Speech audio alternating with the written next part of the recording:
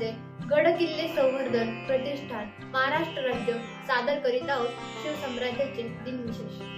22 August इसवी सन 1632 निजामशाही तयार करण्यात आलेली सर्वात अवजड तोफेपैकी एक असणारी 55 टन वजन असलेली मुलुक मैदान तोफ अहमदनगर या निजामशाहीच्या राजधानीतून परांड्याच्या किल्ल्यावर नेण्यात आली।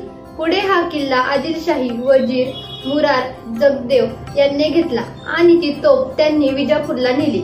या संदर्भातली नोंद यापूर्वी अग्रीन बाजी मोहनो बुरहान निजामशाहीच्या तर्फेने परांड्याच्या किल्ल्याचे बंदोबस्ताचे कामावर नेमला होता। निजामशाहीचे राजधानीत व मुलखात धांदल झाली तेव्हा आदिलशाही मिळाली आणि आदिलशाहीच्या सेवेची साखळी आपल्या गळ्यात घालून म्हणजे आदिलशहाच्या सेवेत वागणे परांड्याचा किल्ला आदिलशहाच्या हवाली केला। सांप्रत मुरारराव परांड्याच्या किल्ल्यावर राहिला। मुरारराव याने मुलुक मैदान तोफ विजापुरास पाठवलं। तारीख 15 माहे सफर सन 1042 म्हणजे 22 ऑगस्ट 1632 रोजी बुरुजावर ठेवली। 22 ऑगस्ट इसवी सन 1682 औरंगाबाद ही मुघलांची दक्षिणेतील राजधानी। औरंगजेब दख्खन मोहिमेवर आल्यापासून म्हणजेच 1681 पासून ते 1683 पर्यंत मराठे मुघलांच्या आक्रमणाला तोंड देण्यासोबतच मुघल प्रदेशात हल्ले करून त्या भागाची लूटही करत असे।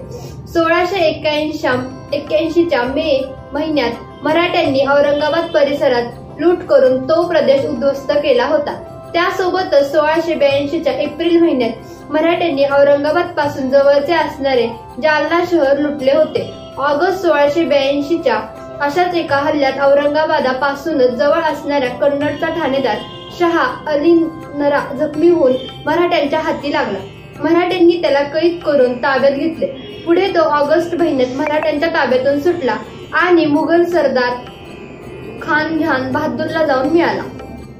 22 ऑगस्ट इसवी सन 1687 मुघलांच्या सोबत सुरू असलेल्या जीवमरणाच्या संघर्षातही संभाजीराजे राज्यकारभारात किती तत्पर होते ते त्यांच्या पत्रावरून लक्षात येते। शिवाजी महाराजांनी वाई प्रांतातील कसबे निंबे येथील श्री सदानंद गोसावी यांना मठातील अन्नछत्रासाठी दरसाल रकमेची तरतूद करून दिली होती, पण तेथील कारकुनी रक्कम देण्यास हयगय करत असल्याची तक्रार राजश्री आनंदगिरी गोसावी यांनी संभाजीराजांकडे केली।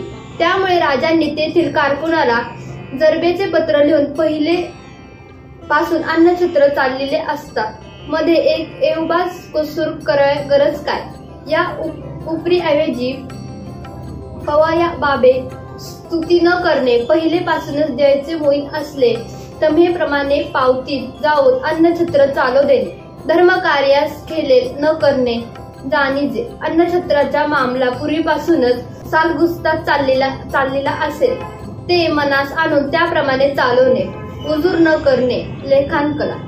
22 ऑगस्ट इसवी सन 1733 इसवी सन 1713 च्या कान्होजी आंग्रे आणि शाहू छत्रपती यांच्यामधील तहामुळे जंजिऱ्याच्या सिद्धीचा काही भाग छत्रपतींनी कान्होजी आंग्रे यास दिला। त्यामुळे अधूनमधून या भागात सिद्धी कुरापती काढण्याचा प्रयत्न सातत्याने करतच असे।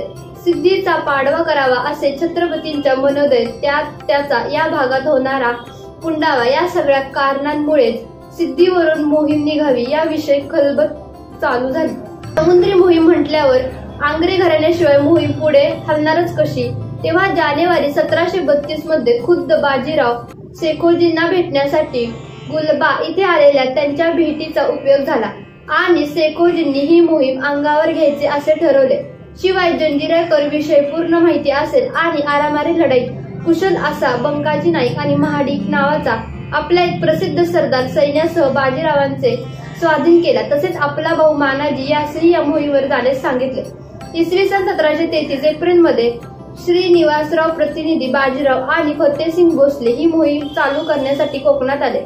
आंग्र्यांचा सरदार महाडिक आणि सिद्धी सात यांचे चिपळूण जवळ युद्ध झाले। त्या सिद्धी सातची दानादान उडाली। या मोहिमेची सुरुवात झाल्यावर सिद्धी रसूल याकूत खान मृत्यू पावला व त्याच्या 7 मुलांमध्ये यादीव सुरू झाली।